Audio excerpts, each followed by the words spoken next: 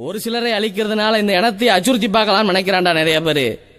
என் இனத்துல பிறந்த பச்சை பிள்ளை கூட பயம் என்னன்னு தெரியாதுடா. என் இனத்துல எந்த பிள்ளையும் கோடை கிடையாது. என் இனத்துல பிறந்த எந்த பிள்ளையும் கோலை கிடையாதுடா. நாங்க தாய் மடியில தவழும் போதே தைரியத்தை படிக்கிறோம். தாய்ப்பால் குடிக்கும் போதே வீரத்தையும் சேர்த்து தாண்டா குடிக்கிறோம்.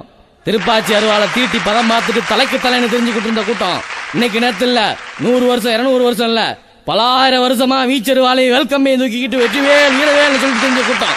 பூவா தலையா போட்டா கூட தலைவல சம்மதிக்காத கூட்டம் தானாங்க. இப்பதான் எங்க பிள்ளைங்க அருவாலை கீழே ஓட்டுட்டு புஸ்தகத்தை கையில் எடுக்க ஆரம்பிச்சிருக்காங்க. இப்பதான்டா எங்க பிள்ளைங்க அருவாலை கீழே ஓட்டுட்டு அறிவுபூர்வமா ஆக்கப்பூர்வமா சிந்திக்க ஆரம்பிச்சிருக்காங்க. நாங்க பழைய பாதிக்கு திரும்பணும்னு நினைச்சா இந்த ஊர் தாங்குமா, உலகம் தாங்குமா, நாடு தாங்குமா, நகரம் தாங்குமா? இறக்கி கட்டின வேட்டி ஏத்து கட்டுறதுக்கு எங்களுக்கு ரொம்ப நேரம் ஆகாது.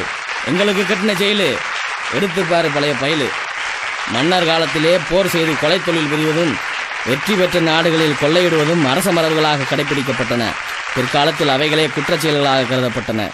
எக்காலத்திலும் அந்நியரை அடிபணியாத போர் செய்வதை குலத்தொழிலாக கொண்ட கொலைக்கஞ்சாத குலத்தவராக இந்த தேவரினத்தை கருதிய ஆங்கில அரசாங்கம் புலித்தேவர் முதல் கொண்டு இந்திய தேசிய ராணுவம் வரையிலான மிகப்பெரிய வீர வரலாற்றை கொண்ட இந்த தேவரினத்தை அடிபணிய வைக்க முடியாத ஆங்கில அரசாங்கம் அவர்களுடைய ஆட்சி காலம் முழுவதும் அவர்களுக்கு பெரும் தலைவலியாயிருந்த போர்க்குணம் கொண்ட இந்த தேவரினத்தை கட்டுப்படுத்த முடியாத ஆங்கில அரசாங்கம் குற்றப்பரம்பரை சட்டத்தை ஏவிவிட்டது. எங்கள் குலத்திலே தோன்றிய முத்து, எங்கள் பசும்பொன் தந்த சொத்து, கந்த சஷ்டி என்றே தோன்றி கந்த சஷ்டி என்றே அமரரான எம்பெருமான் முருகப்பெருமானுடைய திரு அவதாரமாக உதித்த எங்க தேவரையா பிறந்த வம்சத்தினுடைய வரலாறு. சமீப காலமாக சிலர் எங்கள் வரலாற்றை தங்கள் வரலாறாக எழுதியும் எங்கள் முன்னோர்களை சொந்தம் கொண்டாடியும் வருகின்றனர்.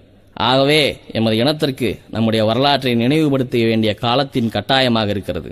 வீரர்கள் வாழும் திராவிட நாட்டை வென்றவர் கிடையாது, வேலும் வாழும் தாங்கிய மறவர் வீழ்ந்ததும் கிடையாது. ஒவ்வொரு மரவனும் ஆறு தட்டி சொல்றான்.